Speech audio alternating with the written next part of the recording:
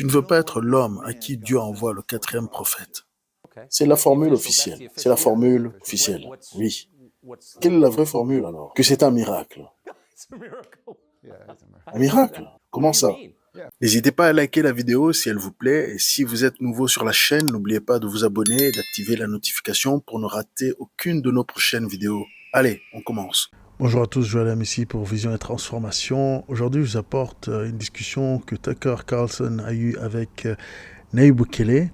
Mais je ne vais pas faire l'introduction, je vais laisser plutôt le serviteur de Dieu Lance Wallnau faire l'introduction de cet homme Nayib Bukele. Vous en avez sûrement entendu parler de lui. Il est présenté de plusieurs manières comme un autoritaire, mais c'est un réformiste, quoi qu'il se passe. Et d'où l'intérêt de cette vidéo. C'est quelqu'un qui apporte des réformes solide et importante, qui s'est débarrassé de la corruption, qui a fait ce que certains estimaient comme impossible avec les moyens du bord, sans faire de dette particulière, et il est en train de changer l'histoire de son pays. Nous allons apporter plusieurs petites vidéos de cet homme au fur et à mesure, parce que je trouve que il est fascinant et inspirant en même temps.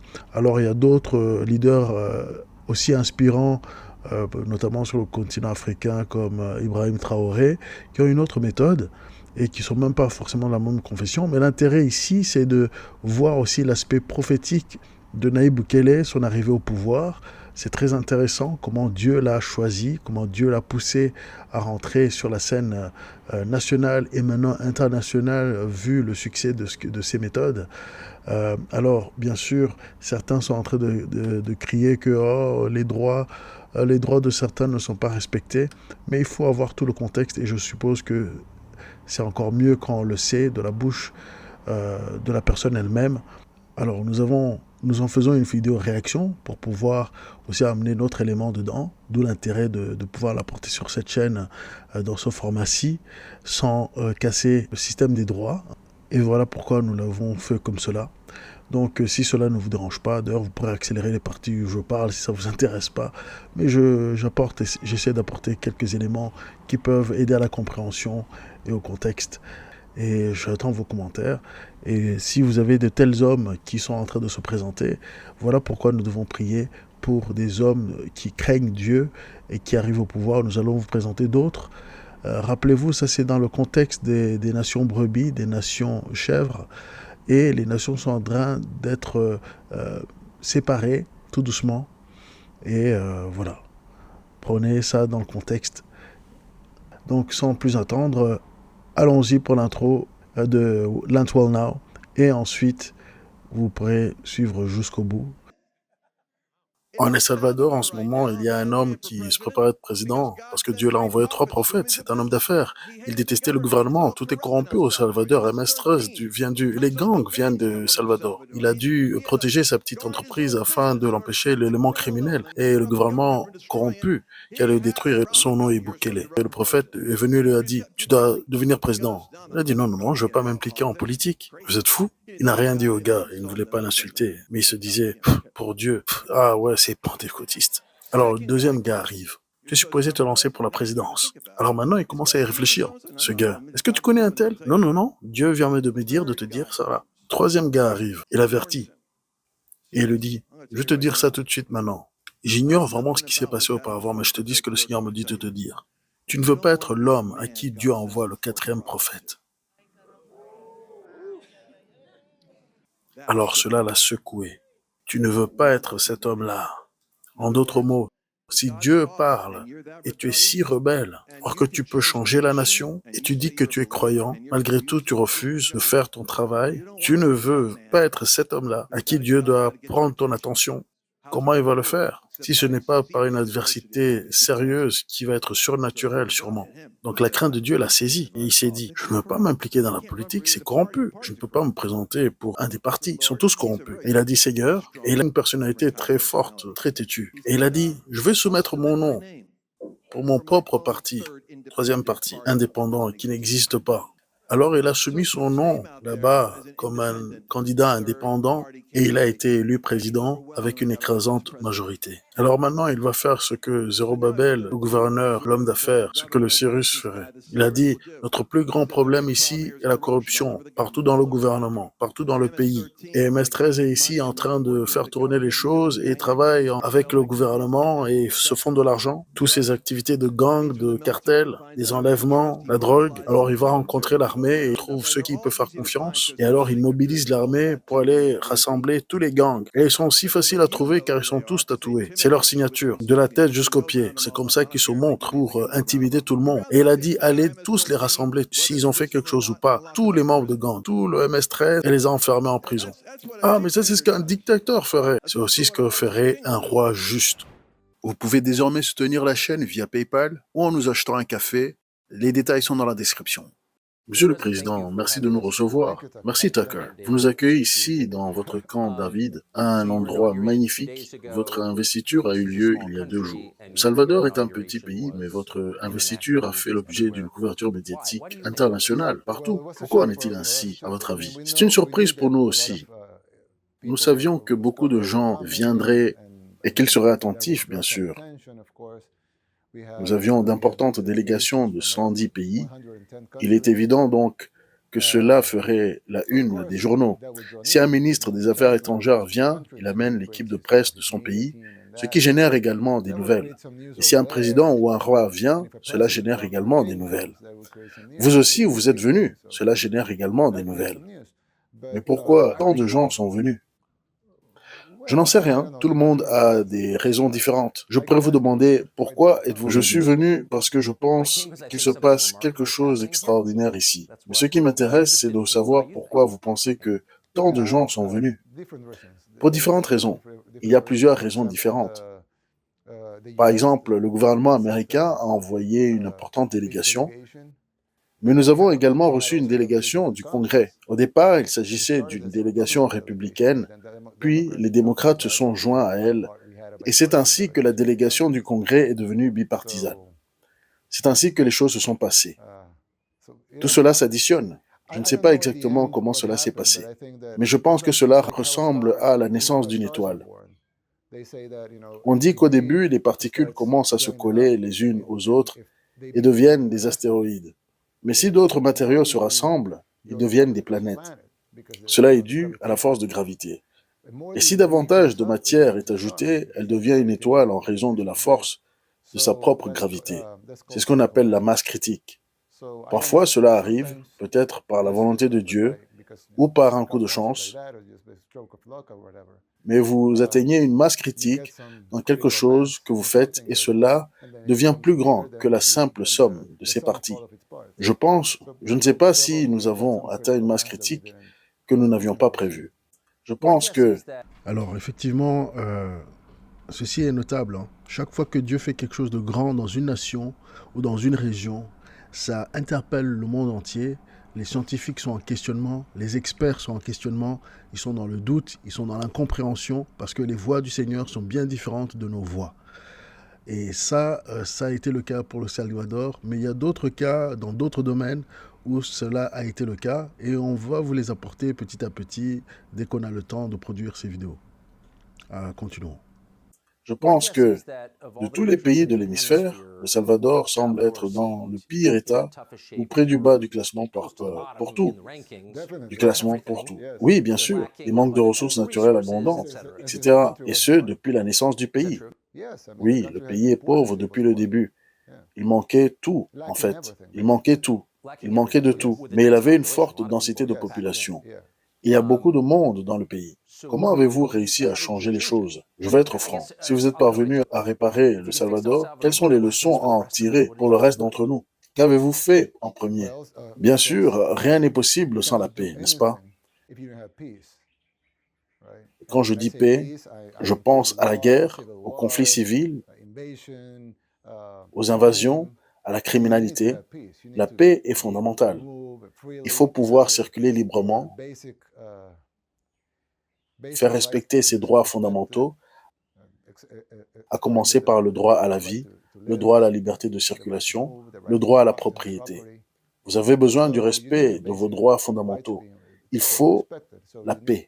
C'est la première chose qu'une société s'efforce d'obtenir. Une fois la paix obtenue, on peut se battre pour d'autres choses. Les infrastructures, par exemple, oui. Le bien-être et la qualité de vie.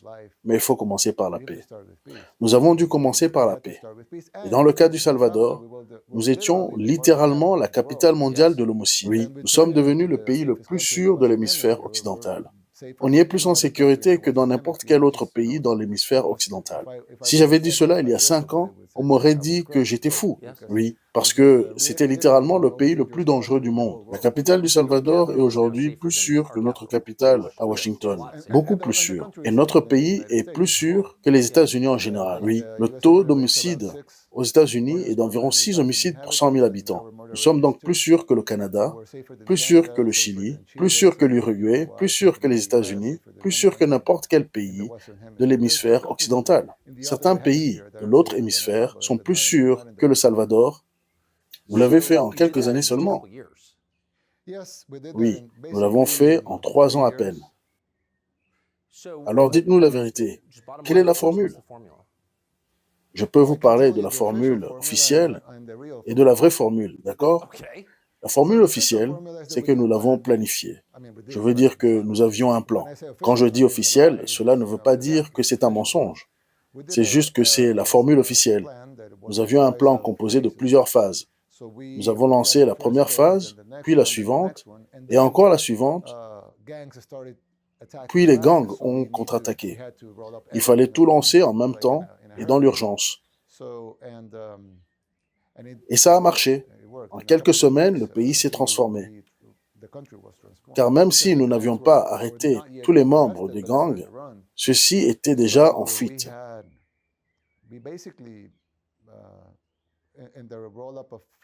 Lors du lancement de la phase 6, nous avons pacifié l'ensemble du pays en l'espace de quelques semaines. Comment procéder? Comment pacifier un pays? Eh bien, les différentes phases comprenaient le renforcement de la police et de l'armée. Nous avons doublé l'armée. Nous avons littéralement doublé les effectifs de l'armée pour lutter contre la criminalité et utiliser l'armée à cette fin. Et nous les avons équipés. Auparavant, les soldats ne disposaient pas des armes, des véhicules ou des drones nécessaires. Ils ne disposaient pas des éléments de base nécessaires à une opération de cette ampleur. Alors, nous avons donc lancé les phases et nous les avons poursuivies. C'est la formule officielle. C'est la formule officielle. Oui. Quelle est la vraie formule alors? Que c'est un miracle. Un miracle? Comment ça? Oui, c'est un miracle.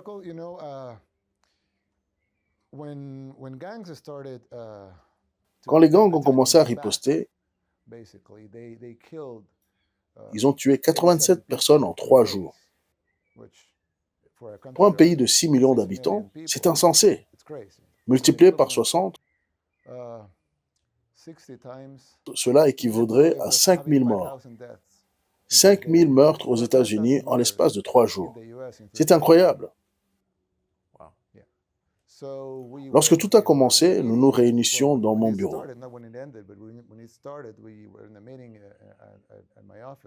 Il était 3 ou 4 heures du matin. Nous observions ce qui se passait et nous essayions de trouver une solution. Le problème avec les gangs, c'est qu'ils ne se contentent pas d'attaquer leur propre cible. Lorsqu'ils veulent semer la terreur, ils peuvent s'en prendre à n'importe qui. Ils sont même capables d'assassiner leur propre grand-mère. Oui. Et elle est toujours leur victime. Oui, parce qu'ils ne se soucient pas de leur grand-mère. Mais vous vous souciez de leur grand-mère. Donc elle est victime. Elle est votre victime. S'ils tuent leur grand-mère, c'est une mort de plus pour vous, mais ils ont réussi à instaurer la terreur qu'ils cherchaient à inspirer. Ils peuvent tuer n'importe qui. Une femme qui passe, un homme qui travaille dans la rue, un chauffeur de taxi, n'importe qui. Et si l'État s'en prend à eux, c'est interpellant, hein?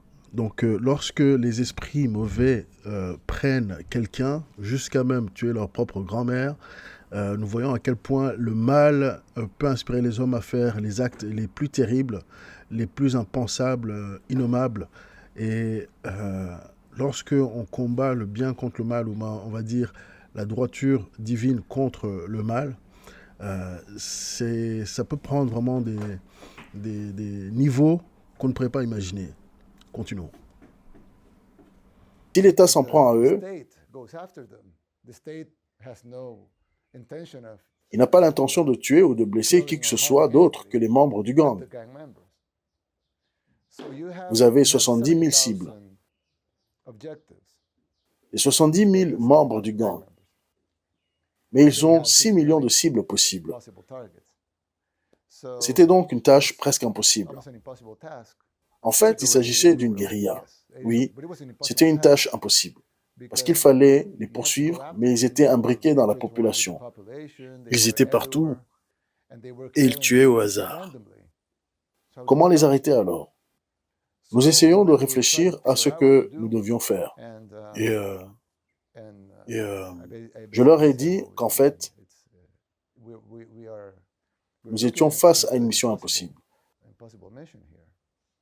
Nous avons donc prié. nous avons Avez-vous prié lors de votre réunion? Oui, à plusieurs reprises. Qu'avez-vous demandé à Dieu? La sagesse, de gagner la guerre. À l'époque, je pensais que nous aurions des victimes civiles. Nous avons donc demandé à ce qu'il y ait le moins de victimes possible, le moins de victimes civiles possible. Et finalement, il n'y a pas eu de victimes civiles. Et tous les participants à la réunion se sont sentis à l'aise pour prier? Oui, oui. Tous les membres de mon cabinet de sécurité sont croyants. Ils croient tous en Dieu. Nous sommes un pays laïque, bien sûr, mais nous croyons tous en Dieu. Le MS-13 est l'un des principaux gangs. Et ils sont aussi sataniques. C'est à cela que je voulais en venir. J'espère que vous pourrez me l'expliquer, car très peu de choses ont été écrites sur ce sujet dans le monde occidental. Mais ils sont sataniques au sens propre. Pouvez-vous nous l'expliquer? Ce n'est pas surprenant que les médias occidentaux n'ont pas écrit sur ces sujets parce que eux-mêmes sont au niveau, hein, si vous connaissez les montagnes des médias, la montagne des médias, la montagne gouvernementale. Là, au sommet des montagnes, il s'agit d'affaires spirituelles. Il ne s'agit pas de décision, de simplement d'écrire cet article ou pas. Il s'agit de créer un narratif, un récit que tout le monde doit suivre jusqu'à la base de la montagne. Et donc, tout en haut de la montagne des médias et de l'information, il y a des esprits qui motivent les hommes. Et voilà ce que nous voyons. Voilà ce dont il est en train de parler. C'est vraiment le combat spirituel dans les lieux élevés, dit la Bible, dans les lieux célestes. Eh bien, ces gens qui détiennent les médias, ces gens qui détiennent toutes sortes de moyens d'influencer la planète, d'influencer toute l'humanité, ils sont inspirés par des esprits qui ne sont pas forcément de Dieu. Mais le combat d'arriver au sommet de la montagne, justement, c'est de mettre des gens qui sont inspirés par l'Esprit de Dieu, comme cet homme, Nayib Bukele. Et c'est Dieu qui l'a voulu ainsi. Et donc, continuons. Ils n'ont pas commencé comme une organisation satanique. Le MS-13 a vu le jour à Los Angeles, aux États-Unis, parce que les gangs mexicains ne permettaient pas aux Salvadoriens de faire du trafic de drogue. Ils ont créé un gang appelé Barrio 18, parce qu'ils voulaient vendre de la drogue dans le quartier de la 18e rue. Puis des divergences sont apparues et ils ont commencé à se diviser et à se battre.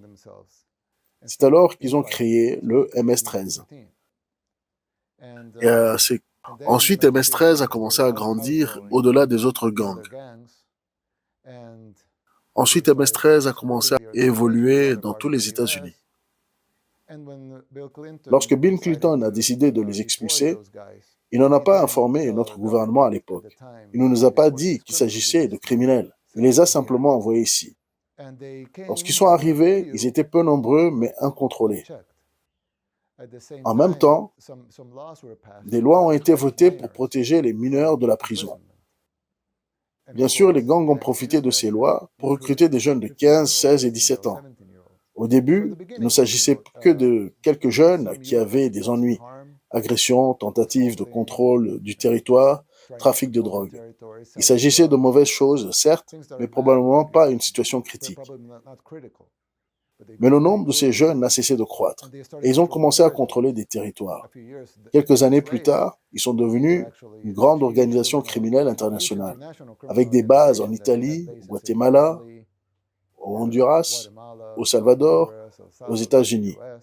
En fait, ils ont des bases solides dans de nombreuses grandes villes des États-Unis, juste à côté de Washington, D.C. Oui, bien sûr.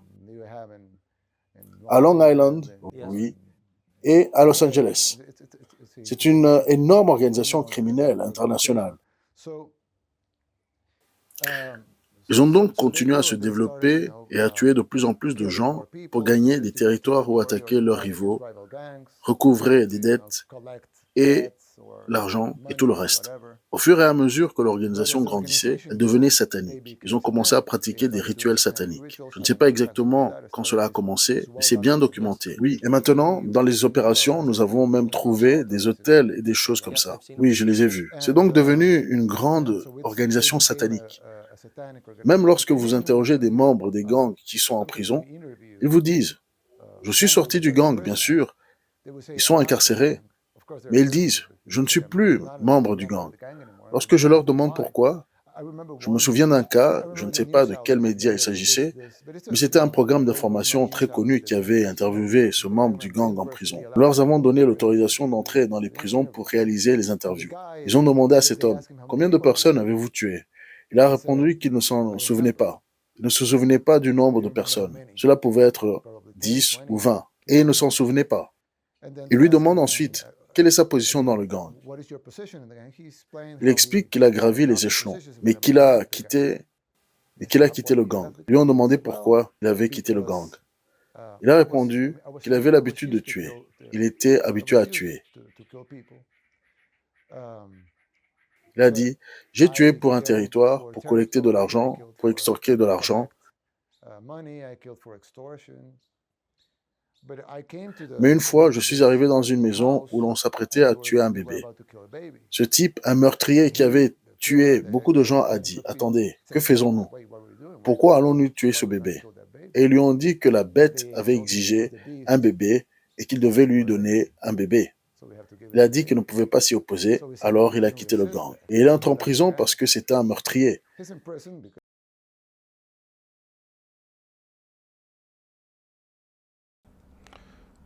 Vous voyez à quel point ça devient sadique, satanique, jusqu'à que même les tueurs les plus endurcis ne veulent pas y participer parce qu'ils connaissent la valeur du sang innocent. Et Satan aussi connaît la valeur du sang innocent. La bête en question, on peut se demander si ce n'est pas la même bête qu'un certain politicien français a prononcé, la bête de l'événement. Mais la bête, il y a aussi la référence biblique, que c'est la bête.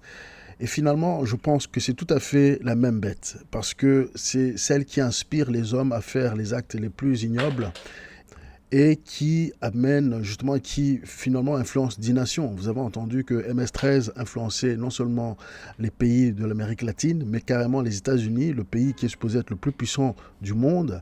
Mais face à l'ingérence, face à des autorités qui eux-mêmes sont sous l'emprise de démons et d'idées farfelues, carrément anti-bibliques, anti-Dieu, nous voyons, pour ne pas dire sataniques, nous voyons à quel point la bête travaille et a ses agents partout. Si vous regardez aussi l'interview que nous avons fait avec Pierre Muganza concernant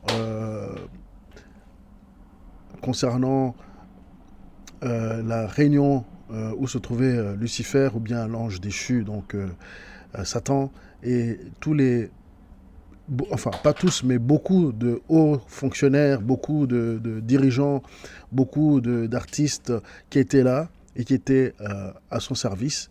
Nous ne pouvons pas être étonnés de ce qui est dit ici. Il faut avoir plus de contexte si vous n'avez jamais entendu parler de cela. Aussi, ici on a mentionné le mot hôtel. Tout à l'heure, il y a quelques minutes, le mot hôtel. Ce n'est pas l'hôtel H-O-T-E-L, c'est A-U-T-E-L. sont les autels de sacrifice.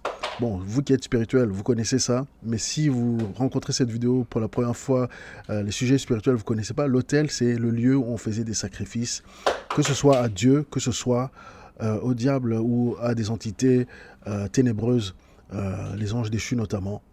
Et les hommes faisaient tout type de sacrifices à Baal, à Astarté, et d'autres dieux qui sont pris de la mythologie, mais qui sont finalement très réels, hein, qui interagissent avec les hommes même aujourd'hui. Allez, continuons. Mais il a quitté le gang parce qu'il ne pouvait pas tolérer ceux qui l'observaient. Les sacrifices humains faisaient donc partie de leur activité. Aux États-Unis, il y a quelques semaines ou quelques jours, je ne me souviens plus de la date exacte, j'ai vu aux nouvelles qu'ils allaient assassiner ou avaient assassiné une jeune femme. Je ne me souviens plus exactement parce que cela faisait partie d'un rituel satanique. Cela s'est passé il y a quelques semaines aux États-Unis.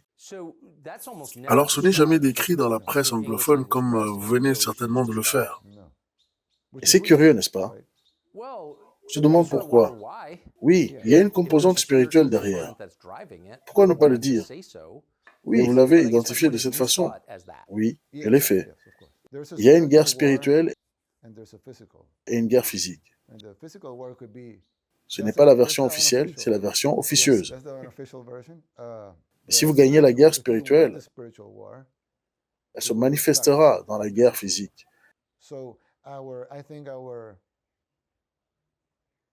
Je pense que, je ne sais pas comment l'appeler, notre victoire impressionnante est due au fait que nous avons gagné la guerre spirituelle très rapidement. Cela m'amène à poser la question suivante. Il n'y avait pas de concurrence, ils étaient sataniques. Je pense qu'à cause de cela, c'était encore plus facile. Dans votre discours d'investiture, j'écoutais l'interprétation avec des écouteurs. Vous avez dit, nous avons remporté cette grande victoire et nous sommes devenus un pays sûr. C'est la condition préalable à tout ce qui va suivre. Le prochain pari de ce gouvernement sera de travailler à l'amélioration de l'économie. Vous avez dit que vous aviez un plan en 3 points. Et je demandais ce qu'il serait. Je ne sais pas, créer une réserve fédérale. Mais vous avez dit que le premier point de mon plan est de rechercher la sagesse de Dieu. Oui, c'est ce que j'ai dit. Pourquoi serait-ce le premier point d'un plan économique? Et pourquoi ne devrait-il pas l'être? Ou comment devrait-il commencer le plan? Je pense que cela devrait être le cas. Mais je ne peux... La plupart des gens seraient d'accord. C'est juste que je n'ai jamais entendu un dirigeant de quelque pays que ce soit dire cela. Ils ont probablement oublié de représenter les gens qui les ont élus. Si vous demandez à la plupart des gens qui votent pour élire des hommes politiques, ils vous diront que c'est très bien, qu'ils y croient. Mais si vous interrogez les hommes politiques, ils vous diront que ce n'est pas bien. Alors, avec qui veulent-ils s'allier? Cela n'a pas beaucoup de sens. Il faut rechercher la sagesse de Dieu. Bien sûr que c'est le cas. C'est du bon sens. Que de chercher la sagesse de Dieu. Oui, bien sûr. C'est un prérequis pour prendre de sages décisions. Ouais, voilà, exactement. C'est donc le premier point de notre plan. Ça me fait rire. Mais pensez-vous que cela est une des raisons pour lesquelles vos succès, qui sont par ailleurs mesurables, je ne dis pas cela pour des raisons idéologiques, c'est juste un fait que vous avez transformé le pays d'une bonne manière et que vous êtes l'élu le plus populaire au monde. Et ceci n'est pas une spéculation, c'est démontrable. On pourrait penser que dans l'hémisphère, ça serait vraiment bien accueilli, disons, mais qu'est-ce qui se passe au Salvador là-bas? Mais au contraire, il y a eu de l'hostilité. Oui, pensez-vous que c'est la raison? Je ne suis pas sûr, mais une des raisons, c'est que nous ne les caressons pas dans le sens de leur poil.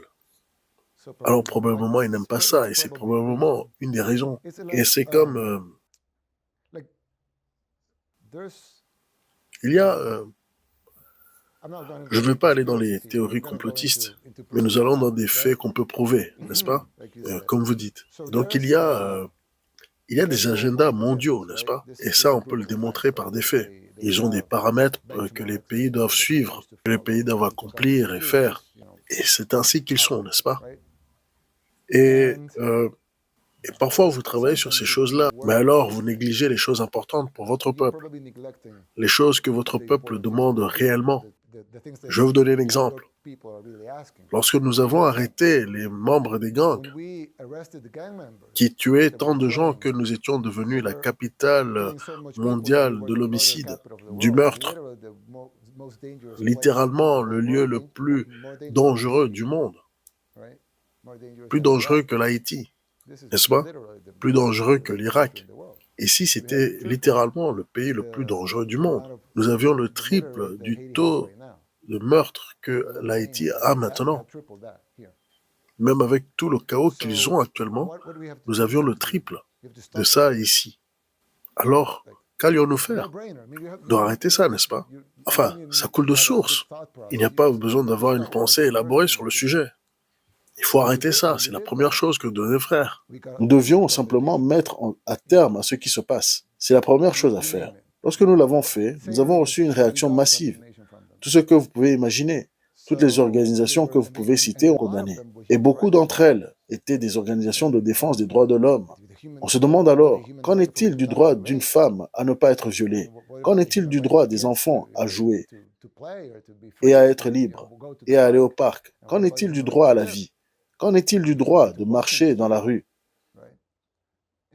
Mais non, ils se préoccupent des droits de l'homme des meurtriers. Ils ont des droits humains. Je ne prétends pas le contraire. Ce sont des êtres humains. Mais s'il faut établir des priorités, qui faut-il privilégier? Les droits de l'homme des personnes honnêtes, décentes et travailleuses. Pas le droit des autres. Pas le droit des autres. Mais vous ne devriez pas donner la priorité aux droits humains des meurtriers, des violeurs et des assassins. Nous avons donc sécurisé le pays. Et nous l'avons fait sans l'aide d'aucun autre pays et en dépit d'énormes condamnations de tout notre travail, contre tout.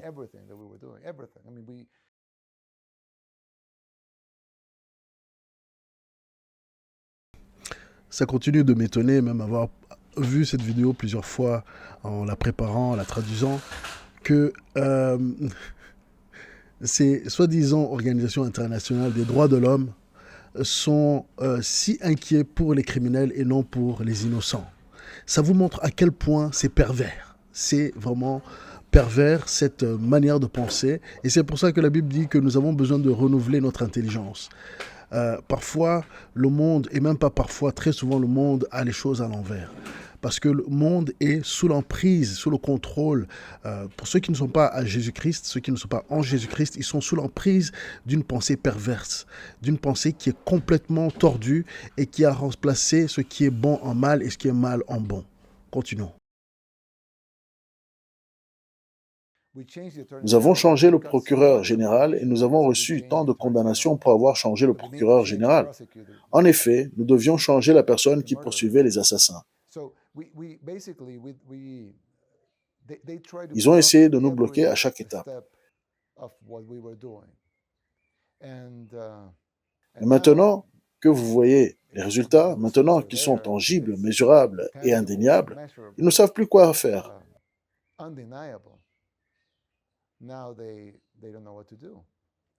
Car beaucoup d'autres pays semblables au nôtre et confrontés à des problèmes similaires commencent à dire « peut-être devions-nous essayer aussi ». Mais ils ne le veulent pas, parce que cela ne fait pas partie de leur programme. Je pense que c'est pour cela que je suis venu ici, pour être franc, pour savoir ce que votre succès dit du pays dans lequel je vis ou des autres pays de l'hémisphère occidental ou de l'Europe, où des milliers de personnes sont tuées chaque année. Et c'est ce que vous avez montré, c'est qu'avec très peu d'argent et aucune aide extérieure, il n'est pas si difficile de résoudre vos problèmes. Par conséquent, tous ces meurtres doivent être une décision volontaire que mon gouvernement et de nombreux autres gouvernements ont pris à l'égard de leurs propres citoyens. C'est la conclusion que l'on peut tirer. Je ne sais pas quelle autre conclusion tirer si c'est le Salvador qui l'a fait. Que se passe-t-il? Oui, on peut tirer cette conclusion. Je pense que c'est ce dont ils ont peur, parce que nous n'avons pas d'armes de destruction massive. Non. Pourquoi passe-t-il autant de temps à condamner le Salvador? Cela n'a aucun sens. Il n'a envoyé personne sur la Lune. Exactement. Je pense qu'ils ont eu peur de l'exemple. Parce que beaucoup de gens pourraient dire, hey, nous voulons cela aussi. S'ils ont parvenu sans argent et avec très peu de ressources et avec un grave problème. J'ai entendu certaines personnes dire, Salvador a réussi parce que le problème n'était pas si grave. Alors que nous étions littéralement la capitale mondiale du meurtre. Qu'est-ce qui pourrait être plus grave que cela? Vous ne pensez pas? Nous étions littéralement l'endroit le plus dangereux au monde. 3 fois plus dangereux qu'Haïti d'aujourd'hui. Comment la situation pourrait-elle être pire? Et en même temps, nous avions très peu de ressources. Et nous l'avons fait sans faire de victimes civiles. Lorsque nous avons commencé la guerre contre les gangs, il n'y avait pas de victimes civiles. Il n'y a eu que il n'y a eu que 8 victimes parmi les policiers et les soldats, et nous avons pratiquement éradiqué la criminalité. Nous avons arrêté 70 000 membres de gangs. Je ne dis pas que ce chiffre pour le plaisir de dire un chiffre. C'est le chiffre officiel, selon les organisations internationales et de tous les membres de gangs qui étaient là. On peut le voir dans les rapports de la Banque mondiale. Et ils ont dit, le Salvador compte environ 70 000 membres de gangs et 500 000 collaborateurs. Nous avons gracié les collaborateurs et nous avons capturé que les membres des gangs. Parce que la plupart des collaborateurs étaient des membres de la famille, la femme à la tortilla. C'est elle qui devait donner l'alerte. Voici la police. Parce que si elle ne le faisait pas, les gangs allaient probablement la tuer. La plupart des collaborateurs n'étaient pas des criminels, mais ils faisaient partie d'une société contrôlée par les gangs. Le vrai gouvernement, c'était les gangs. Tout comme en Haïti, il y a eu le prétendu gouvernement et le vrai gouvernement, c'est-à-dire les gangs. C'est comme ça que ça se passait. Il y avait le gouvernement officiel, avec ses bureaux et tout le reste. Il y avait le vrai gouvernement sur le territoire, c'est-à-dire les gangs. Je sais que vous voulez vous en tenir aux faits, mais à un moment donné, vous devez vous poser cette question importante.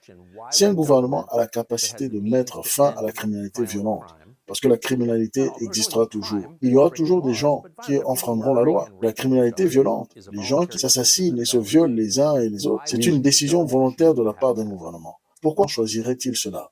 Je n'en sais rien. Je ne sais pas. Je peux vous proposer des théories, mais je ne sais pas, c'est vous. Je pense que c'est une combinaison de facteurs, comme tout le reste. Il pourrait s'agir de personnes malveillantes qui le font exprès, bien sûr, et peut-être qu'ils planifient des choses. Je n'en sais rien. Oui, c'est possible. Oui, c'est possible. Et en même temps, il y a beaucoup de gens qui sont imprégnés de certaines idéologies et qui pensent qu'ils font ce qu'il faut. Autoriser le vol à l'étalage, par exemple, c'est la chose la plus stupide à laquelle on puisse penser. Mais ils le font. Le vol à l'étalage est-il interdit ici? Bien sûr que oui. Mais vous vous demandez alors, qui a eu l'idée qu'il était bon d'autoriser le vol à l'étalage? Je ne sais pas. C'est l'idée la plus stupide, n'est-ce pas? Ou le fait de donner des drogues. J'en ai parlé l'autre fois. Oui, se dire. Là, il fait référence, bien sûr, à ce qui se passe en Californie, avec, avant Trump, bien sûr, la Californie de Gavin Newsom, et lors de l'administration Biden, ils avaient le droit de voler jusqu'à 999 dollars de marchandises, et ils n'étaient pas incriminés, ils n'allaient pas en prison. Et voilà, donc c'est terrible, les lois aussi les lois qui ont été mises en place. Et aussi, il s'agit maintenant aussi et ça se fait même au Canada, il me semble, mais surtout aux États-Unis, en Californie, toute la situation de la drogue qui a été mise en place pour proposer aux drogués donc des seringues propres et des remplacements pour leur drogue, en pensant que ça allait arrêter le phénomène ou contrôler le phénomène. Au contraire, ça fait que l'augmenter. Donc vraiment des solutions qui ne fonctionnent pas, qui sont issues d'une pensée perverse, encore une fois, ou arriérée, enfin même pas arriérée, stupide, c'est sans sagesse. C'est peut-être le mot le plus sympa qu'on peut dire. Insensé, sans sagesse, c'est les termes bibliques que nous voyons dans Romains 1 et ailleurs. Pensant être sages, ils sont devenus fous. Donc voilà.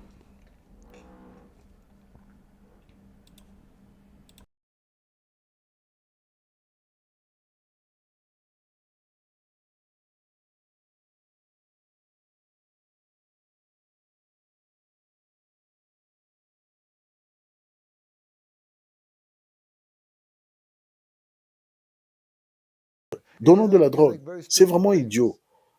Et on pourrait penser que certaines des personnes qui mettent en œuvre ces politiques ne sont pas nécessairement mauvaises. On leur a simplement inculqué cette idée. Ils pensent qu'ils font ce qu'il faut. Permettez-moi de vous donner un exemple. Il y a environ un mois, la police espagnole a arrêté un membre de gang qui avait fui le Salvador.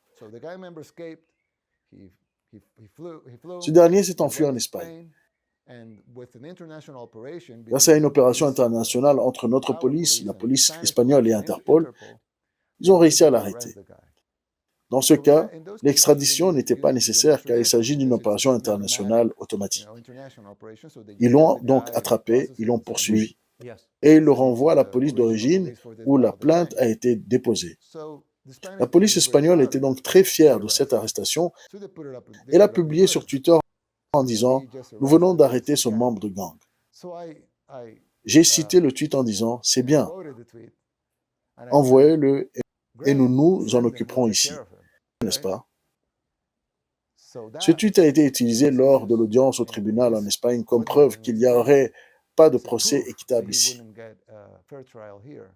Les lois espagnoles l'ont donc protégé et il est resté en Espagne.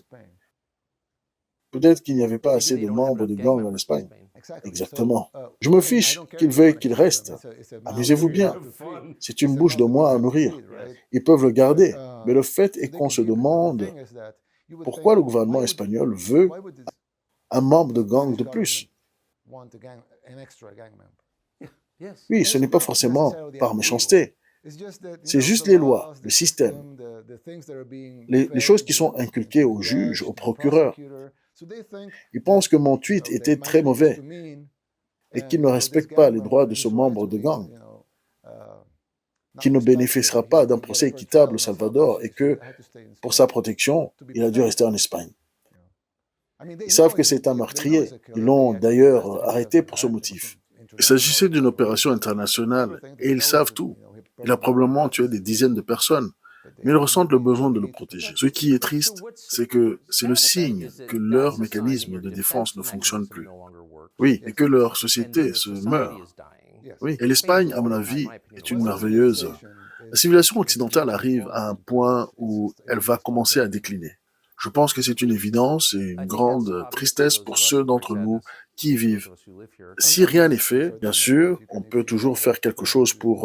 on pose une question en deux temps. Pourquoi pensez-vous que c'est en train d'arriver? Parce que raisonnablement et en temps réel, cela se passe devant nous. Et à ce stade, que peut-on faire pour l'inverser? Eh bien, tout s'érode et se dégrade. C'est la loi de la nature, c'est vrai. Cela nous arrive et c'est pourquoi nous mourrons. Nous vieillissons et nous mourrons. Et vous pouvez ralentir le vieillissement en restant en forme et en suivant un régime. Mais on finit par vieillir et par mourir. On ne peut rien y faire. C'est la même chose pour tout. Pour les infrastructures. J'ai eu une discussion au début de mon gouvernement. J'ai eu une discussion avec le ministre des Travaux publics au sujet d'une colonie construite dans une zone qui n'était pas propice à la construction. Le terrain était presque de la farine. La montagne s'effondrait et les maisons s'effondraient avec la montagne. Pour sauver ces gens, le ministère des Travaux publics a commencé à construire un énorme mur pour empêcher les maisons de s'effondrer. Ils construisaient un mur gigantesque. Bien sûr, je ne peux pas toujours voir tous les détails. Quand j'ai vu qu'ils construisaient le mur, j'ai appelé le ministre et je lui ai demandé ce qu'il faisait. Je lui ai dit, vous n'arrêtez pas la montagne. Je lui ai dit, nous ferons mieux de construire des maisons pour les gens ailleurs. Ce sera moins cher. Il m'a répondu que non, que le mur serait parfait, qu'ils avaient des ingénieurs de la coopération internationale et que tout irait bien. Ils ont donc terminé le mur. Il n'est pas tombé. Ne vous inquiétez pas pour ça. Ne vous attendez pas à un tel imprévu. Mais j'étais quand même contrarié parce que j'avais l'impression que c'était un gaspillage d'argent et beaucoup de risques. Si le mur devrait s'effondrer à l'avenir, ce serait de notre faute parce que nous l'avions fait. J'ai donc commencé à le presser. Pourquoi l'avez-vous fait? Pourquoi l'avez-vous construit? Si le mur s'effondre à l'avenir, ce sera notre faute. Il a fini par se lasser de ma pression et a dit, « Tout ce que nous faisons, nous les êtres humains, a besoin d'être entretenu. Bien sûr, si nous laissons le mur seul, il s'écroulera dans 10, 20 ou 30 ans. Mais si nous l'entretenons, il ne s'écroulera pas. » Je suis resté sur cette idée, non pas à cause du mur lui-même, mais parce que tout est comme ça. Dans une relation, à la maison, tout est comme ça. Mais même la coupe de cheveux, si vous voulez l'entretenir, vous devez y consacrer du temps et des ressources. Et la civilisation occidentale, les civilisations en général, sont comme ça. Oui. La civilisation occidentale a donc atteint son apogée. Je ne peux pas vous dire exactement où se trouve le sommet. C'est comme prévoir le marché, la bourse. Je veux acheter au point le plus bas et vendre au point le plus haut. Mais il est impossible de le savoir avec précision. Je ne sais donc pas exactement quand le zénith a été atteint. Mais nous pouvons tous constater que nous sommes en déclin. Oui. Et cela se produit parce que nous n'avons pas entretenu, nous n'avons pas donné le bon entretien à notre civilisation. Pourquoi? Qu'est-ce qui a fait de l'Occident le leader mondial à notre époque? Comment cela s'est-il produit? Il y a de nombreuses raisons. Importer le processus scientifique, commencer à développer les sciences, donner la priorité et investir beaucoup plus dans les arts et les sciences, et en essayant de produire le meilleur, le plus rapide, le meilleur, le plus grand possible. Nous importons des connaissances et des technologies et essayons de développer de nouvelles technologies. Mais tout d'un coup, lorsque vous accumulez des richesses, c'est comme c'est le cas pour les familles, oui, les gens s'installent confortablement, ou ils en veulent toujours plus. Que ceci ou cela, que vous me donniez plus de cela. Et le problème pour les politiciens, la démocratie est une chose. Les États-Unis et nous-mêmes avons montré que la démocratie peut fonctionner. Mais la démocratie a un problème. Et comme tout, ça a ses avantages et ses inconvénients. Le problème avec la démocratie, c'est que les hommes politiques sont fortement incités à offrir et à donner la trésorerie. La trésorerie. Parce que nous pourrions en avoir besoin en cas d'urgence. Personne n'aimerait cela. Ce que les gens veulent, c'est que quelqu'un dise « Je vais donner tout le trésor » et ils votent pour lui. Puis un autre politicien arrive « Vous savez quoi? Je veux donner le trésor, plus autant, encore plus. » Et c'est comme ça qu'on s'endette. Tout le monde dira que c'est formidable de recevoir de plus en plus d'argent du trésor. Et quand je dis trésor, je veux dire tout. Faire des œuvres, donner des choses gratuitement, envoyer de l'argent aux gens, tout. L'aide financière de Covid, oui, c'est cela. Recevoir un stimulus économique, tout. Ensuite, les politiciens sont incités à distribuer des fonds publics et à contracter des dettes énormes. Et cela ne détruit pas seulement la structure d'un gouvernement, mais aussi celle d'une société. Si vous donnez de l'argent, par exemple, si vous n'avez pas d'emploi, je vous donnerai de l'argent.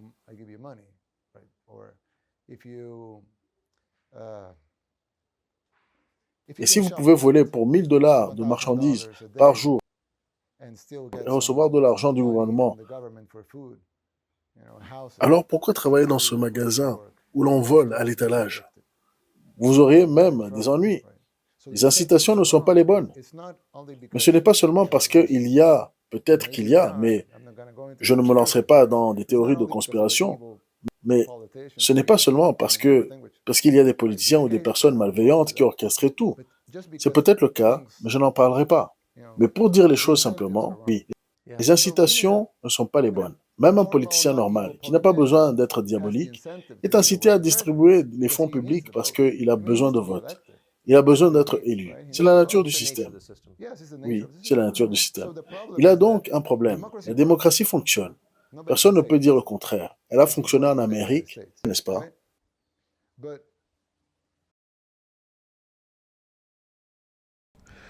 Oui, voilà pourquoi les dirigeants ont besoin de la crainte de l'Éternel.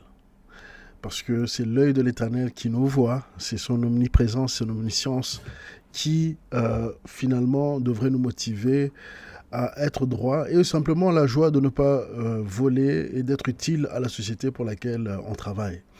Mais lorsqu'il n'y a pas la crainte de Dieu, lorsqu'il n'y a pas cette sagesse divine, voilà, la corruption vient très naturellement, très rapidement. On se retrouve sous pression d'une manière ou d'une autre, pression financière dans ta vie privée et tes dirigeants, tu as accès ou bien tu as des envies et tu as le pouvoir, tu as les pleins pouvoirs, tu sens que tu peux faire ce que tu veux et tu t'octroies des droits qui ne sont pas les tiens, qui vont au-delà de ton mandat.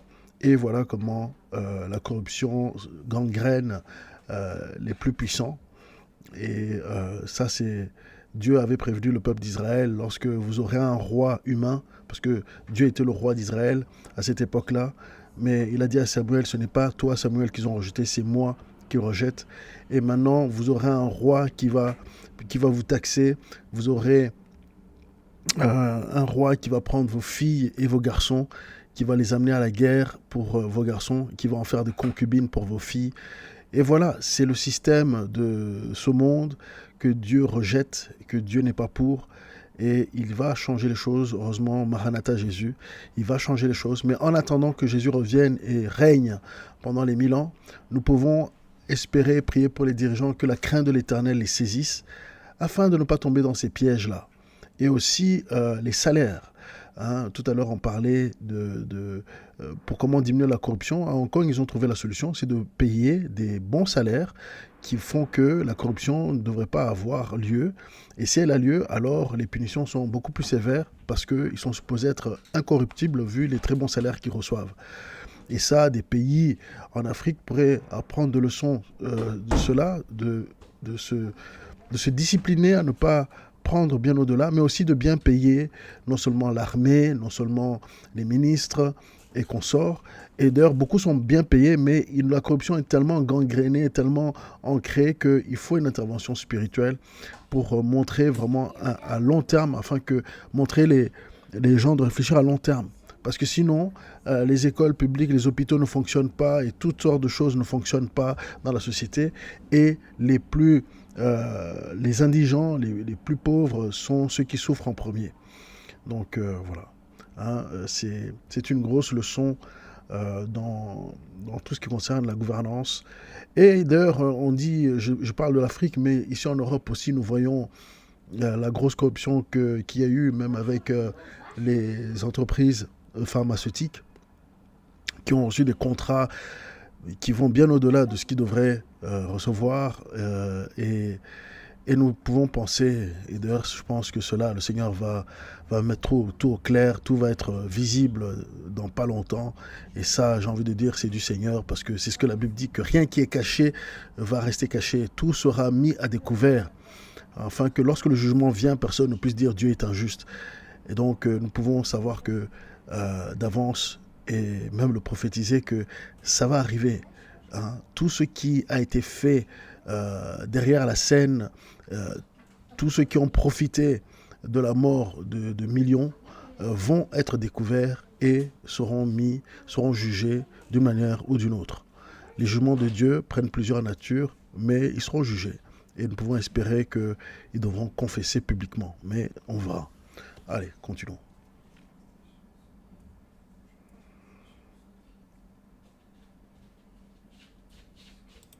Même si vous n'entretenez pas le système, il s'effondrera comme un mur si vous ne l'entretenez pas.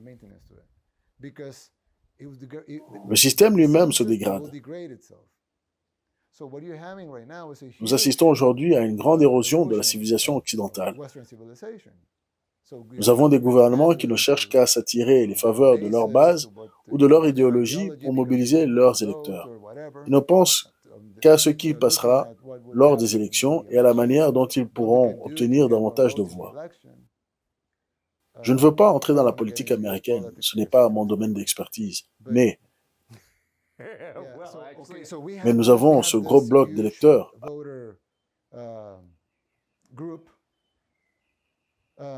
Alors, donnons-leur quelque chose pour gagner leur vote. Nous leur donnons 100 000 $ chacun. C'est logique? Non. Pour gagner leur voix. Mais pour un pays, cela n'a aucun sens. Pourquoi donner 100 000 $ à chaque membre d'un groupe d'électeurs? Cela devrait être illégal. Mais ce n'est pas le cas. Car qui fait les lois? Le gouvernement. Vous érodez donc le système. Et si l'équipe de maintenance ne vient pas réparer toutes les choses qui se sont dégradées au cours des 50 à 70 dernières années, il est évident qu'il finira par s'effondrer.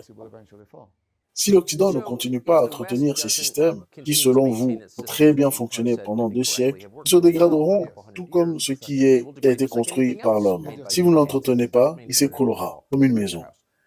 La question est la suivante. Existe-t-il un dirigeant occidental qui ait la volonté de réparer un système manifestement défaillant? Pensez-vous que cela se produira? Et si ce n'est pas le cas, quelles seront les conséquences pour les démocraties du reste du monde?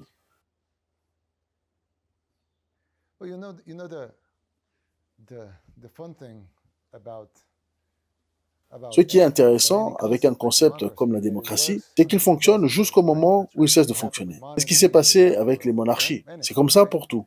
Bien sûr, ils disent des choses comme « nous devons séparer la religion et l'État ». Et cela a fonctionné. Cela a très bien fonctionné. Mais à l'époque, cela fonctionnait aussi d'avoir l'État et la religion ensemble. Oui, cela a très bien fonctionné. Oui, jusqu'à ce que le temps vienne où cela n'a plus fonctionné. Ce qui se passe, c'est que les choses fonctionnent jusqu'à ce qu'elles cessent de fonctionner. La démocratie n'est pas le problème. Le problème n'est pas le concept de démocratie. Le concept de démocratie est excellent. Il s'agit du pouvoir du peuple. Dans quel autre cas le peuple aurait-il le pouvoir de décider pour lui-même? C'est le summum. J'adore ce concept. Ce n'est pas seulement un concept théorique, comme l'est le communisme. Cela fonctionne. La démocratie a fait ses preuves. George Washington aurait pu être roi s'il avait voulu. Il aurait pu être le roi George Ier. Mais il a décidé, et les pères fondateurs ont décidé à l'époque que les États-Unis seraient une démocratie. Et cela a fonctionné. Personne ne peut dire le contraire. Cela a fonctionné. Le fait que la démocratie ne semble pas fonctionner aujourd'hui ne signifie pas que le concept n'est pas valable, tout comme la séparation de l'Église et de l'État ou l'union de l'Église et de l'État. Il se trouve que les choses fonctionnent jusqu'à ce qu'elles cessent de fonctionner. Je ne pense pas que le problème soit lié au concept de démocratie lui-même, mais à l'état actuel des démocraties dans le monde d'aujourd'hui. Et d'ailleurs, Miles Monroe a dit que la démocratie était le meilleur système humain qui vient après le système de Dieu. Donc c'est intéressant à rajouter que la démocratie, c'est la meilleure chose que l'homme a pu trouver, même si la démocratie a ses limites. Rappelez-vous qu'un homme comme Hitler est arrivé au pouvoir démocratiquement. Il n'a pas fait un coup d'État ou quoi que ce soit, mais il a séduit le peuple. Donc si le peuple est séductible, et c'est le cas, si le peuple peut être trompé, alors il peut choisir de mauvais leaders. Mais c'est au peuple aussi de discerner. Et voilà pourquoi la liberté de parler, d'expression est importante pour que les arguments soient combattus sévèrement et que le meilleur système, la meilleure proposition gagne le pouvoir finalement. Sommes-nous arrivés à la fin de l'ère démocratique? Je ne sais pas.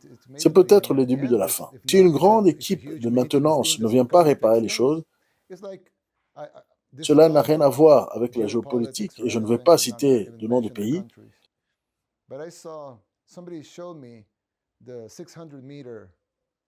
Mais quelqu'un m'a montré le chemin de fer de 600 mètres qui a été construit en Californie. La construction de ce chemin de fer de 600 mètres a coûté environ 15 milliards de dollars ou quelque chose comme ça. Le prix du mètre est élevé. Oui. Ce n'est pas possible. C'est évident. Comme si quelqu'un mangeait trop. On peut être un peu en surpoids, ce n'est pas grave, ce n'est pas un problème. Mais si quelqu'un est atteint d'obésité morbide, il doit déjà arrêter. Parce que le cœur n'en peut plus. Il doit s'arrêter. Ou quelqu'un qui boit. Je ne bois pas d'alcool, mais pour quelqu'un qui en boit, le médecin peut dire « votre foie n'en peut plus ». Regardez l'état de votre foie. Ou les poumons de quelqu'un qui fume. Quand vous voyez quelque chose comme les 600 mètres de voies ferrées pour 15 milliards de dollars sur 10 ans, il n'y a pas d'autre diagnostic possible. Il faut agir vite, immédiatement. Sinon, le déclin est inévitable.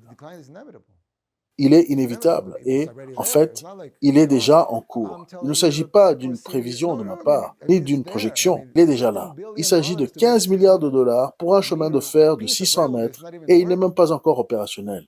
10 ans. L'Empire State Building a été construit en 1 an. Il n'a fallu qu'1 an pour construire l'Empire State Building. Je ne sais pas comment les choses fonctionnaient à l'époque. Ils ont réussi à construire l'Empire State Building en 1 an seulement. Qu'est-il arrivé au World Trade Center ou à la Freedom Tower, qui a ensuite été rebaptisé World Trade Center? Combien de temps cela a-t-il pris? Une éternité. Oui. Et tout le pays s'est mobilisé pour la construire. Il n'y avait pas de limite budgétaire. Enfin, peut-être qu'il y en avait une. Mais si vous aviez besoin de plus de budget, pas de problème. Il y avait plus de budget ou des investisseurs prêts à mettre de l'argent ou plus d'ingénieurs. Pourquoi aurait-il fallu plus d'une décennie pour construire quelque chose de si important pour l'ensemble du pays? Ils auraient pu construire le plus haut bâtiment du monde. Ils ne l'ont pas fait. Ils auraient pu construire le plus haut bâtiment du monde pour dire, nous avons été touchés, mais nous revenons plus forts. Nous allons mieux reconstruire. Ils auraient pu reconstruire un gratte-ciel de plus de 3 km de haut. Je ne suis pas un fan, disons, des gratte-ciel de plus d'1 kilomètre de haut. Mais ils auraient pu le faire. Ils ont l'argent, les ressources, les ingénieurs, le marché. Si je devrais construire un gratte-ciel de 2 km de haut, je ne pourrais pas le remplir de bureaux parce que je n'ai pas le marché pour le remplir de résidences et de bureaux. À New York, le marché permet de construire des bureaux ou des chambres d'hôtel. Vous pourriez le remplir de cette manière. Mais ce n'est pas ce que vous avez fait. Il a fallu plus d'une décennie pour construire un bâtiment très peu impressionnant. Alors, et c'était il y a 23 ans. Oui. Aujourd'hui, ils construisent des voies ferrées de 600 mètres qui coûtent 15 milliards de dollars. Et donc, combien de temps leur faudra-t-il pour reconstruire le pont de Baltimore? Cela devrait prendre 1 an. Combien de temps cela prendrait-il ici? Ici? 1 an? 2 ans? Et nous sommes un petit pays pauvre. Nous sommes l'un des pays les plus pauvres du monde, je sais. C'est pourquoi ce cas est si embarrassant et si intéressant. Les États-Unis disposent toujours des ressources illimitées parce qu'ils peuvent imprimer de l'argent, c'est tout. C'est une autre question. Mais vous pouvez imprimer tout ce que vous voulez. Combien cela va-t-il coûter? On peut le faire comme on veut. S'ils veulent, ils peuvent faire de l'or, ils peuvent faire tout ce qu'ils veulent. Ils demandent simplement combien ça coûte. Faites-le. Cela ressemble à un échec systémique. C'est en effet un échec systémique. Alors, ce que vous décrivez peut être quelque chose qui doit être démoli et reconstruit, ou qui ne peut plus être maintenu. Quelle est la solution dans ce cas? Je ne sais pas, mais il faut du leadership. Je vous assure que si vous aviez vu le gâchis dans lequel nous vivions ici, oui, il était plus grand que le vôtre. D'accord. Alors, c'est vraiment le cas. Enfin, je veux dire, Alors, le simple fait qu'un tiers de notre population ait fui le pays pour les États-Unis. Oh, je vois. Cela vous donne une idée. Nous vivions dans le désordre ici et il y a encore d'autres domaines. Nous sommes le pays le plus sûr de l'hémisphère occidental, mais nous avons des problèmes dans d'autres domaines comme par exemple l'économie. C'est vrai. Alors, nos problèmes étaient plus importants que les leurs en proportion relative.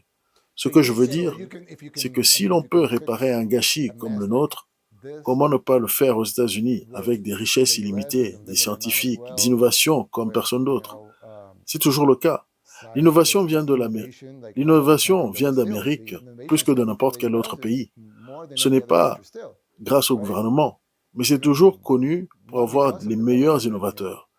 L'intelligence artificielle, c'est vrai, dans tous les domaines. Ils ont toujours les meilleurs innovateurs. Ils ont toujours les plus grandes entreprises. Ils ont toujours la plus grande monnaie de réserve du monde. La plus grande richesse, le plus grand PIB. La capacité de recruter des talents de n'importe où. Ils peuvent attirer n'importe quel talent dans leur pays. Si une lacune doit être comblée, ils choisissent celui qu'ils veulent et ils l'obtiennent. Ils obtiennent ce qu'ils veulent. Ils peuvent encore obtenir ce qu'ils veulent. Ils ne peuvent pas les attaquer parce qu'ils sont trop loin. Ils sont trop loin pour quiconque veuille les attaquer. Le Mexique ou le Canada ne vont pas attaquer les États-Unis. Leurs ennemis sont trop loin et ils ont toujours la plus grande armée. la plus grande force armée, les plus grandes réserves d'énergie du monde. Oui, et les États-Unis, comme la Russie, ont été construits comme une superpuissance. Par exemple, si vous regardez l'économie espagnole, elle est très bonne. C'est une économie robuste. Elle est grande. C'est un pays du G7. Mais ils ont, comment dit-on en anglais, turrón, nougat. Ils vendent du nougat, oui. Oui, ils vendent du jambon ibérique, oui. C'est très bon, c'est cher, mais vous n'en avez pas besoin. Ce sont des produits de luxe, des produits de luxe. Si l'Espagne était sanctionnée, l'économie s'effondrerait. Mais si vous sanctionnez la Russie, elle ne s'effondrera pas. Parce que la Russie est organisée comme une superpuissance. Elle a du blé, elle a de l'énergie, elle a du gaz naturel, du pétrole. C'est ainsi qu'elle est organisée. Capacité industrielle, usine, main-d'œuvre. C'est ainsi que les États-Unis sont devenus une superpuissance. Ils ont du blé, du maïs, de la main-d'œuvre, des travailleurs qualifiés dans les usines, des universités, un système éducatif, des infrastructures, des villes, du tourisme, le fleuve Mississippi, ils ont tout. Ils ont tout, ils ont des navires, ils ont tout. Ils ont des navires, des entrepôts, une agriculture, un sol fertile. Ce qu'ils n'avaient pas au départ, ils l'ont pris. Ils l'ont pris au Mexique. Les États-Unis sont devenus une superpuissance. C'est vrai? Ils ont acquis des terres et des sols fertiles. Texas faisait partie du Mexique. Aujourd'hui, il fait partie des États-Unis. Et c'est là qu'ils ont tout, le pétrole. Ils ont aussi la Californie, parce que les États-Unis sont une superpuissance. L'Amérique a tout pour durer 1000 ans. Elle n'est pas condamnée à l'échec. Mais apparemment, les dirigeants, ou la plupart d'entre eux, vous avez probablement de très bons dirigeants, mais la plupart, ces dirigeants, ne voient pas les choses de cette façon. Donc, soit ils sont mauvais, ce n'est pas une théorie du complot, ce ne sont que des possibilités, soit ils sont mauvais et cherchent à détruire l'Amérique pour une raison quelconque, soit ils sont des marionnettes et sont manipulés par des gens qui ont besoin de détruire l'Amérique pour une raison quelconque, soit ils sont incompétents et font mal les choses parce qu'ils n'ont pas la capacité de les faire bien. J'ai dit 3 choses, mais il y a une autre possibilité. Les incitations. Changer un pays et transformer un grand nombre de choses qui ont été mal faites et susceptibles de contrarier certains groupes, certains lobbies, certains intérêts. Si vous dites, eh bien, arrêtons le chemin de fer, qui nous coûte 15 milliards de dollars pour 600 mètres. Beaucoup d'entreprises seraient furieuses, beaucoup de maires aussi. Il y a un système qui doit être abordé. Et cela nécessite un leadership clair. Il faut un mandat clair. Il peut être difficile de le faire aux États-Unis en raison des points de vue contradictoires et du bipartisme. Mais il faut le faire. En fin de compte, vous le savez, parce que vous avez remporté un succès retentissant. L'instrument qui permet de réaliser tout cela, c'est le vote. C'est l'élection elle-même. Le nombre de voix qu'il a obtenu dans le cadre de son mandat. Le nombre de voix qu'il a obtenu dans le cadre de son mandat, je pense que parmi les électeurs qui ne sont pas des conspirationnistes aux États-Unis, cette partie du système est corrompue et qu'il est difficile d'apporter des changements par le biais du vote, parce qu'il est truqué. Dans ce contexte, alors que Donald Trump est en tête de sondage, pensez-vous qu'il puisse remporter l'élection? Oui, il peut gagner.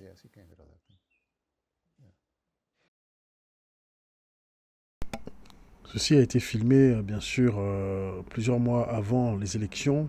Donc voilà pourquoi ils abordent ce sujet. Bien sûr, nous savons maintenant ce qui s'est passé, mais ça vaut quand même le coup d'écouter son analyse et comment il voit les choses. Continuons. Je vais vous donner un exemple.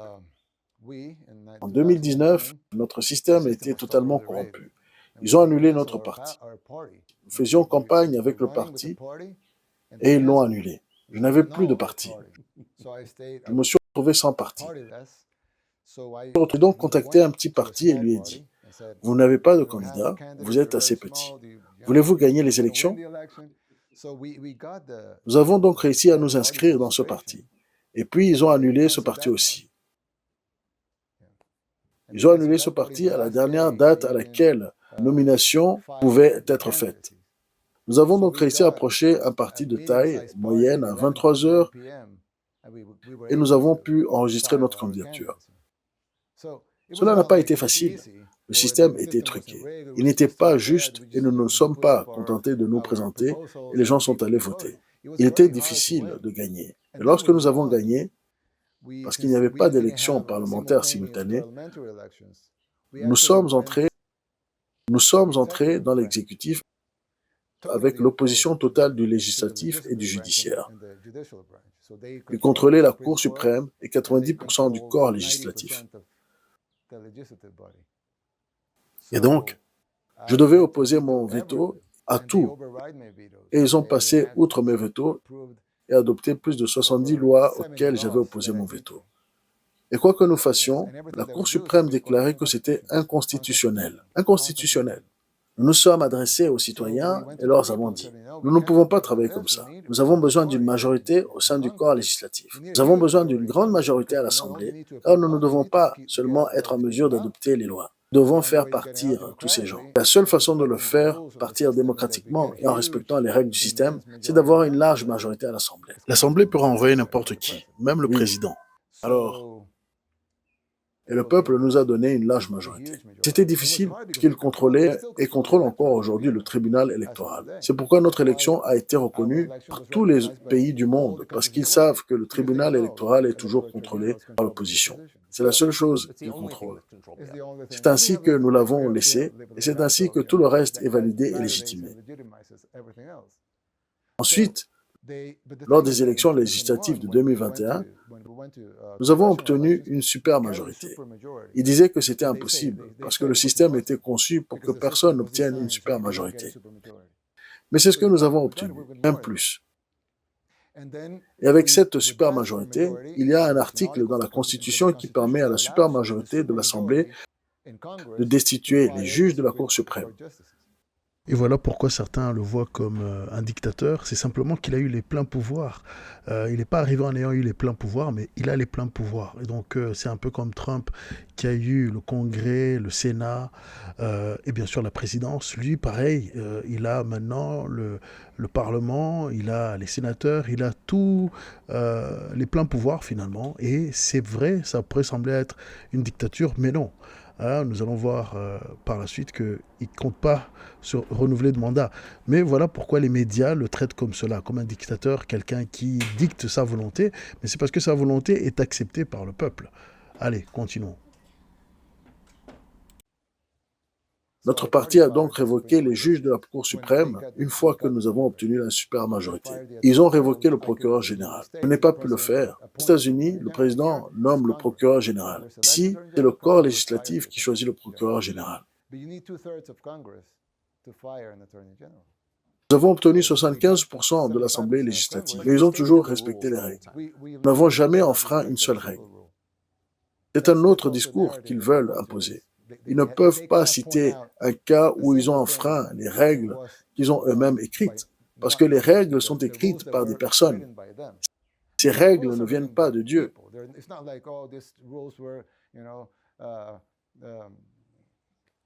Elles sont écrites par des gens. Et pourtant, nous respectons toutes les règles qu'ils ont établies et nous avons réussi. Je viens de voir le président du Costa Rica dans une interview depuis son pays. Comme de nombreux présidents du monde entier, il a également assisté à l'inauguration. On lui a demandé au Costa Rica, considérez-vous que Bukele fait des choses qui dépassent les limites constitutionnelles?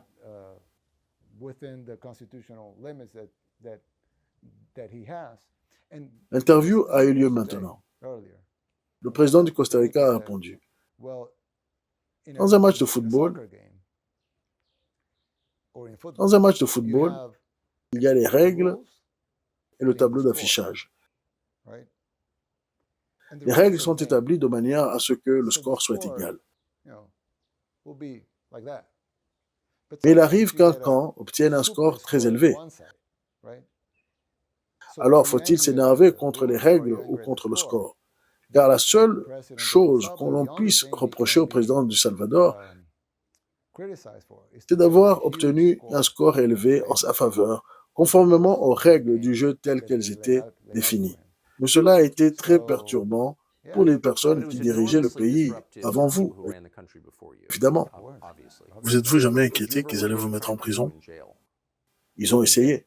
Même lorsque j'étais président. Je veux dire, lorsque j'étais déjà rentré dans les fonctions, lorsque j'étais déjà dans la présidence. Ils ont essayé de me destituer. Ils ont utilisé un article dans la Constitution. Un article de la Constitution stipule que l'Assemblée peut destituer le président s'il n'est pas apte à diriger. Ils ont donc dit que je n'étais pas apte à diriger et qu'ils ont essayé de me destituer pour cette raison. Mais le peuple, ils ont eu peur que le peuple se révolte, contre eux, par exemple, ce qui est une crainte raisonnable vu votre popularité. Quel conseil donnerez-vous à un autre ex-président démocratiquement élu qui brigue un nouveau mandat et qui risque une peine d'emprisonnement? Cela pourrait être n'importe qui. S'il y en avait un dans cette situation, s'il y avait un moyen d'arrêter la candidature, il aurait probablement des problèmes.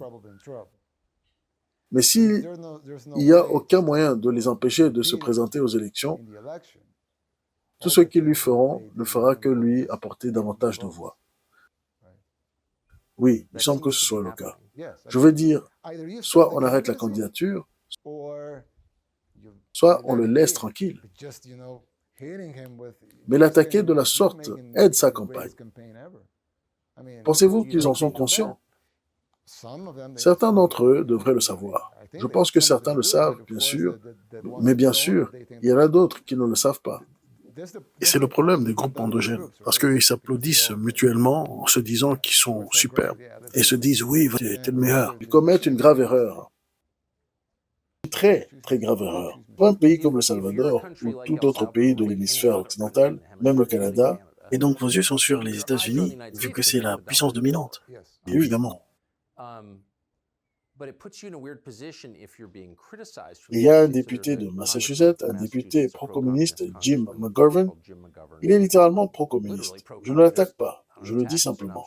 Il vous a attaqué l'autre jour pour avoir osé déplacer un tableau représentant Oscar Romero, un prêtre catholique assassiné ici il y a plus de 40 ans.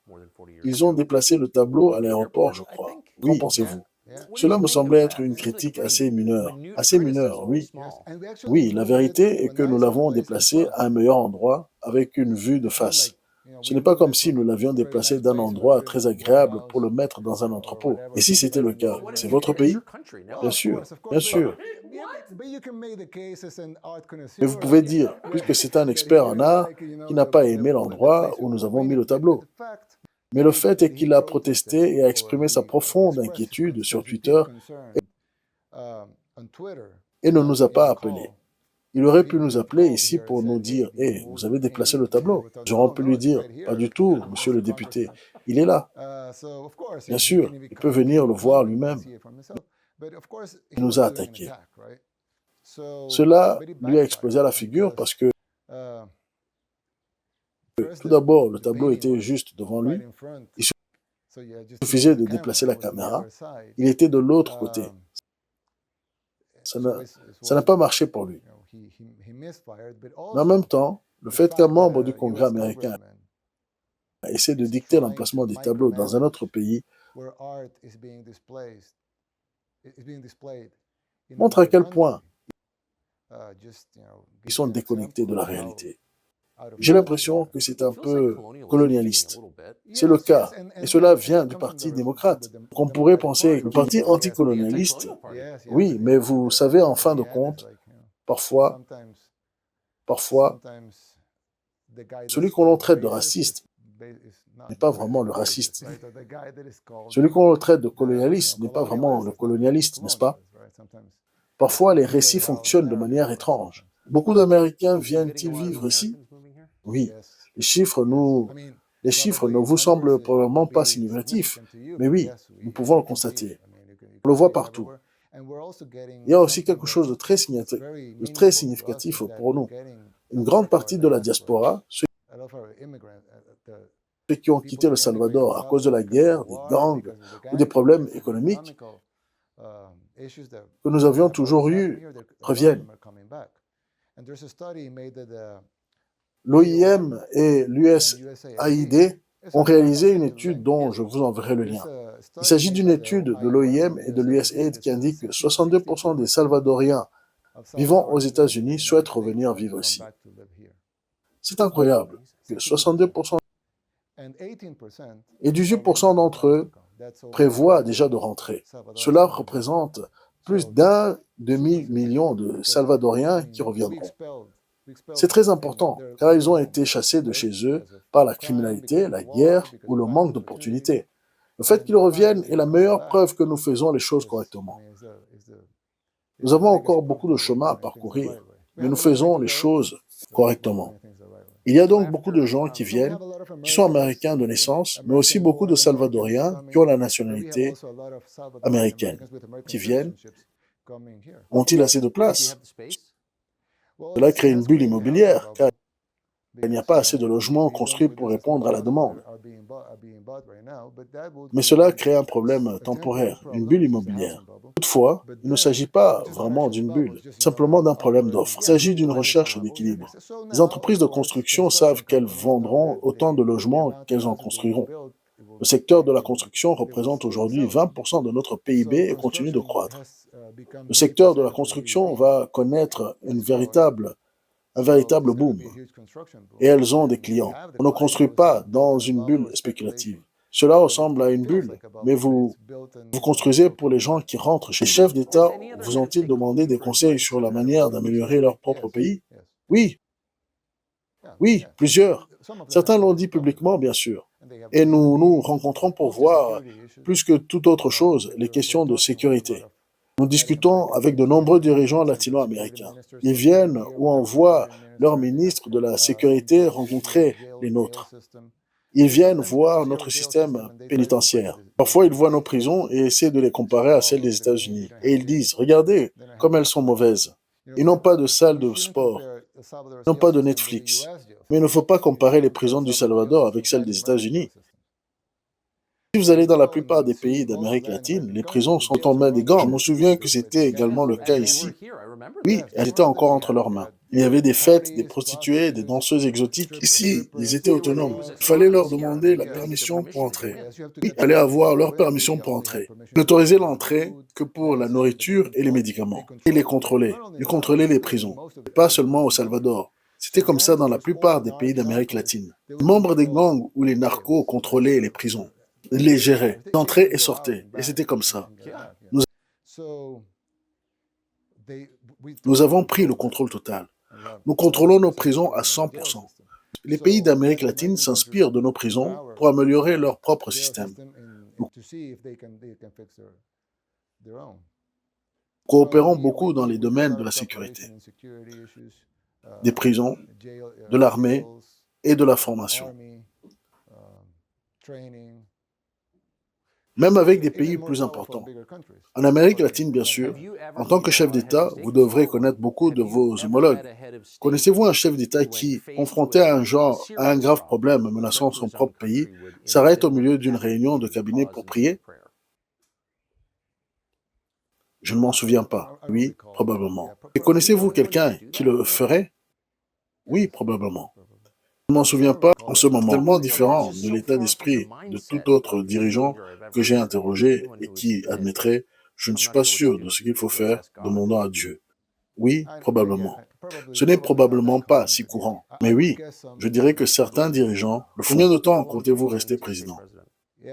5 ans? 5 ans. C'est ce que me permet la Constitution. Merci pour cette conversation. Merci, Tucker.